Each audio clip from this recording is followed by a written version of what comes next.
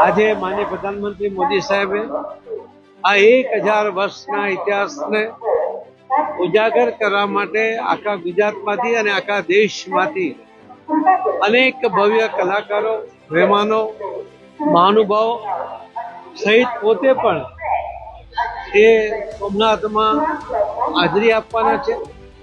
10મી તારીખે રાત્રે આવશે અને 11મી સુધી રોકાઈને કાર્યક્રમ કરશે।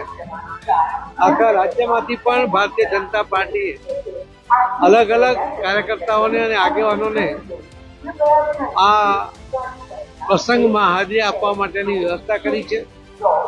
ગઈકાલે પણ સુરતમાંથી 1400 લોકો ગયા હતા। આજે પણ 700 લોકો સુરતમાંથી અને 700 લોકો ભરૂચમાંથી જઈ રહ્યા છે।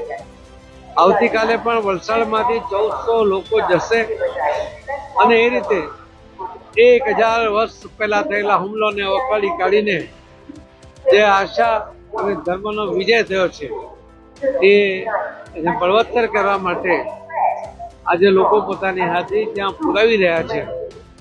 આ ખૂબ મોટો પ્રસંગ આજે ગુજરાતના આંગણે છે, કેમ કે સોમનાથ મંદિર એ ભારતમાં ગુજરાતના આંગણે છે અને અનેક પ્રહારો પછી સરદાર વલ્લભભાઈ પટેલ એમણે પણ આ મંદિરને પુનરુદ્ધાર કરવા માટે પૂરતી કોશિશ કરીને પુનરુદ્ધાર કર્યો હતો।